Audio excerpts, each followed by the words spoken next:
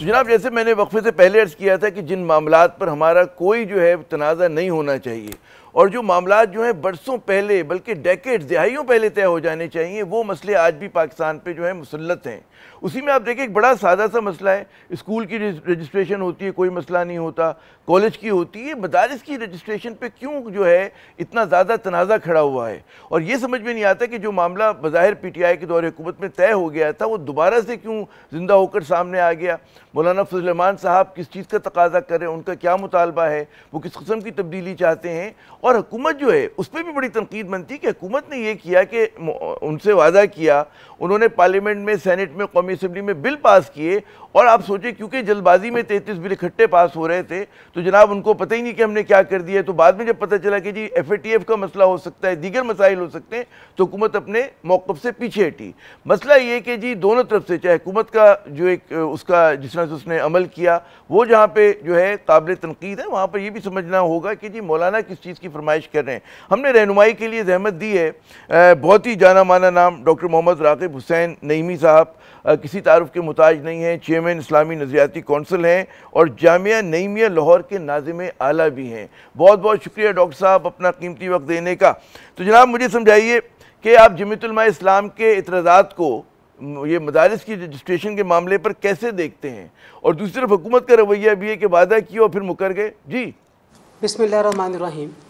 हमें ना इस पूरे सवाल का जवाब हल करने के लिए ज़रा माजी में जाना पड़ेगा। 29 अगस्त 2019 इत्तेहाद तंजीमात मदारिस दीनिया और वज़ारत तालीम में एक माहिदा हुआ और वो माहिदा एक हतमी माहिदा था। ये बात माहिदे में लिखी भी हुई थी और उसमें यह बात भी लिखी हुई थी कि इस माहिदे के बारे में जब तक कोई नोटिफिकेशन नहीं आ जाएगा उस वक़्त तक ये मदारिस 1860 की सोसाइटी एक्ट के तहत रजिस्टर होंगे और उसके बाद फिर नए निज़ाम में आ जाएंगे। ठीक है।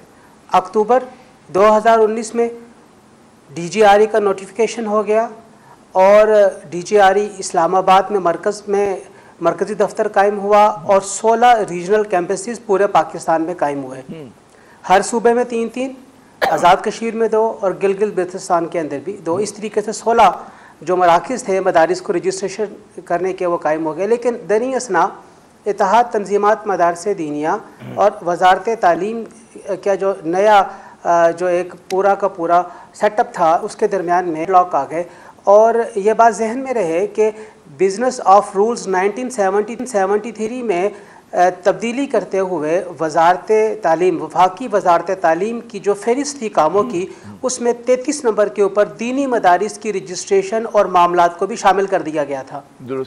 अब जब ये पूरा का पूरा मामला सेटअप हो गया तो मदारिस की रजिस्ट्रेशन नहीं हो पा रही थी, तो उस ज़िमन में ये बात सामने आई कि कुछ मदारिस की तरफ से यह बात थी कि अगर उन्हें मौका दिया जाए, और मदरसे भी बहुत ज़्यादा हो चुके हैं, तो जिस तरीके से यूनिवर्सिटियाँ और बोर्ड नए बन जाते हैं इसी तरीके से मदारिस के बोर्ड भी नए बन जाएं ताकि मदारिस की रजिस्ट्रेशन हो सके। किसी ने 10 नए बोर्ड्स का क़याम अमल में लाया और उसके नतीजे में हमने देखा कि अभी 2024 के इस महीने दिसंबर तक कमोबेश 14,000 के करीब मदरसे वो नए 10 बोर्ड्स के तहत रजिस्टर हो चुके हैं। अब मामला ये है कि जो पिछले 5 बोर्ड हैं जो इत्तेहाद तंजीमात मदारिस पाकिस्तान कहलाते हैं, उनकी तरफ से यह बात देखने और सुनने में मिली कि वो इससे पहले PDM की गवर्नमेंट में भी और उसके साथ साथ अभी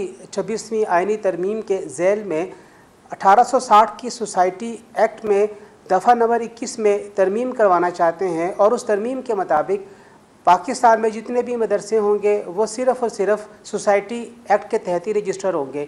इस तरीके से तनाज़ा सामने ये आया कि वो 14,000 मदारिस जो कि DGRE में रजिस्टर हो चुके हैं उनका क्या बनेगा? क्या उनकी रजिस्ट्रेशन ख़त्म हो जाएगी? क्या उन्हें इस नए तरमीमी मुसव्वदे कानून अगर पास हो जाता है, दस्तखत हो जाते हैं, तो क्या उसके मुताबिक उन्हें दोबारा से अपनी रजिस्ट्रेशन करवानी पड़ेगी? इस वजह से ये तनाज़ा हमें सामने देखने को मिला। अच्छा, मुझे और इसमें जो कहा जा रहा है कि जी अपना जुमला मुकम्मल कर लें प्लीज़। जी बराए मेहरबानी।